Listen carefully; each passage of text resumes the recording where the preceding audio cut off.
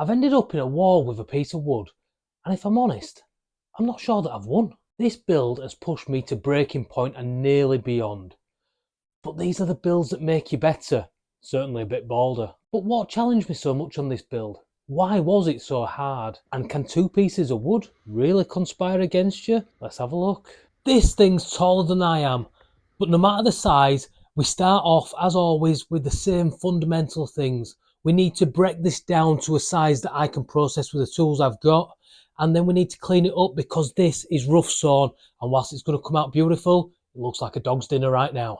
And straight off the bat, we're into round one. Now this thing just refused to be cut. I don't know why. I've never had a problem before, but no matter what I did, I could not get this thing to cut nicely. With the benefit of hindsight, I think there's two problems here. Number one, I should have maybe cut the piece in half first instead of ripping it down the full length. Secondly, I need to get a shifty on with building a new worktop bench, because having my saw on top is going to be a recipe for disaster.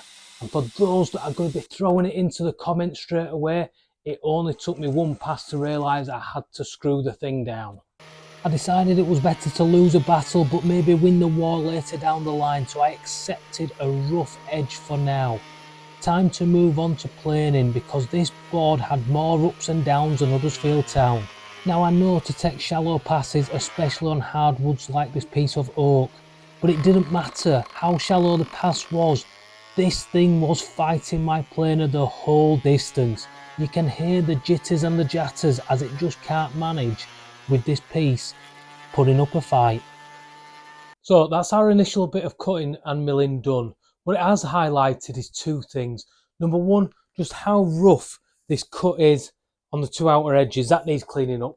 But also, I'm going to whiz about 5mm off the outside of the good edges, if that's what we can call them at this stage, because it's going to take out some of these knot marks that I really don't want in, and they're going to play havoc with the engravings.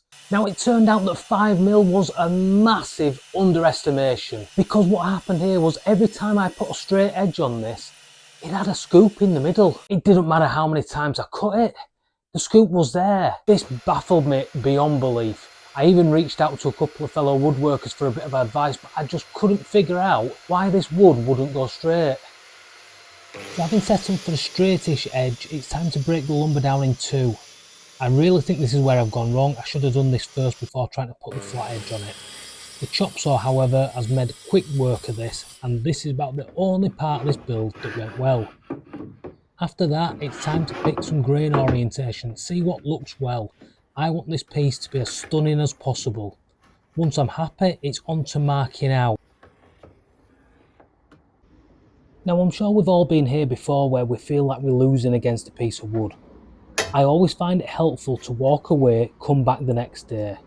And I've decided to give it another go, trying to get a straight edge. I've checked my angles, I've got smaller pieces. This time, I think I'm going to nail it. How wrong was I? 3 cuts later and another centimetre lost, and I've finally managed to get these pieces straight, but this project is fighting for every inch of its life. I'm happy with the edges now, so it's moving on to jointing, and to help with the alignment, I'm going to put some biscuits in. And sometimes in a war, this is where you can beat yourself. I have a jig to make the exact size for my biscuits. I couldn't find it, or more importantly, I couldn't be bothered looking, so I freehanded it. Don't do this. Always use your jig. Now I've reached that part of the project that I know we've all been in. The part where you're frustrated, where you want to give up, where it would be easier just to put this down as a piece of firewood. But I made a decision. I'm not going to let two pieces of wood conspire together to stop me making a project. I am going to make these things join. They are going to stick together, whether they like it or not. And when I've stuck them together, I'm going to cut them some more, for no other reason than I can. Because I'm in charge of this project, I think.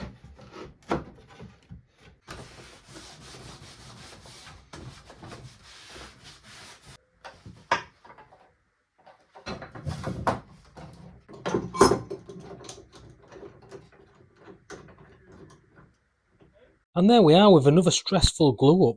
What is it about adding this white stuff that just seems to make everything start to go wrong every time?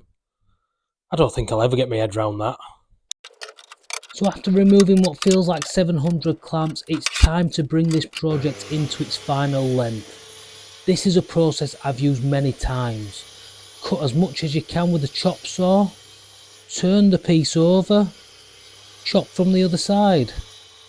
However, yet again, this piece of wood wasn't having it, and I couldn't get the lines to line up. It seems for some reason that everything I've done in the past that has worked just isn't working on this project. It's like there's an inside man sabotaging everything. I didn't realise it at the time, but I think that inside guy was me. Now I love how this project's coming together. The oak board looks fantastic, but I fear it's going to get lost on the wall when it goes up in the golf club. So I've got some Meranti offcuts from another project and I'm going to use these to frame the piece. That should really make it pop and draw your eye into the centre, which is where I want people to be looking. Now, having had a couple of near misses with glue ups lately, I decided to change my approach. I've made some homemade clamps. These things are a game changer. I'll leave a link in the description, but it's a 4-minute video that's well worth a watch. Now you can see the desperation on this glue. I've got so many things going in and it's still not come out well, and it's needed a little bit of planing followed by a final sand. For once, I enjoyed the sanding process. Not for the sanding itself, but it always represents for me the beginning of the end. This battle was nearly over, and I think I've nearly won. What else could go wrong? But with all the trimming done, all the edges sanded, I think I'm starting to win. But the biggest battle of all is coming up. This thing needs engraving, and it's a 3.5 hour engrave. Once I press start, there's no going back. Anything could happen. This could all go wrong. How will it come out? I couldn't sit and watch an engraving for 3 hours. My nerves were getting the better of me. So I came out to the garden and I started cutting what's going to be the tags. These are where people are going to put their details when they score a birdie down at the golf club. I'm starting to feel like victory is mine now. What could go wrong at this late stage? I should know in my builds anything can happen. I am a moment away from snatching defeat from the jaws of victory. And this project turns out to be no different.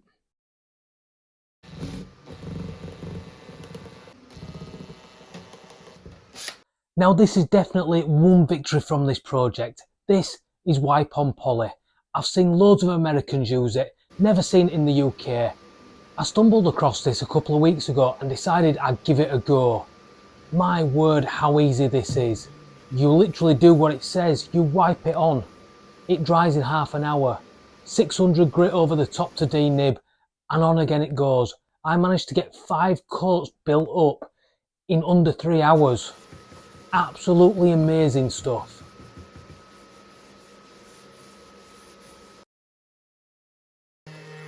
After a quick polish, it's time to put the hooks in and then this project will be done. Look at the shine on that. I should have known though. There's one last kick in the behind. It's coming up right now and you can hear it when it happens.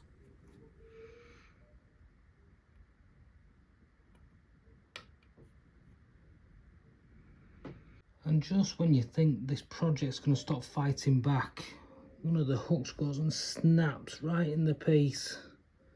Oh, this is bad. It's time for one last battle in this war. I can't get this piece out because it snaps so close to the front edge. I'm going to have to try sand it down without ruining that finish.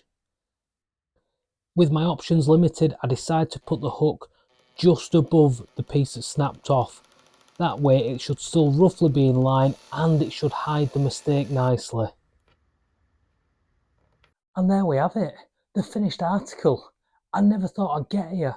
Even right at the end, this thing continued to put up a battle. But I'll never be beaten.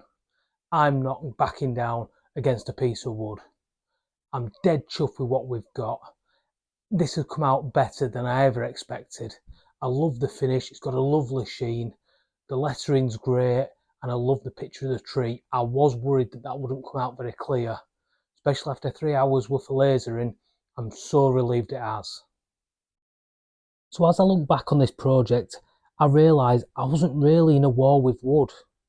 I was in a battle with myself, with my own skill level, my own belief in where my abilities lie, and also my ability to persevere when everything starts to go wrong.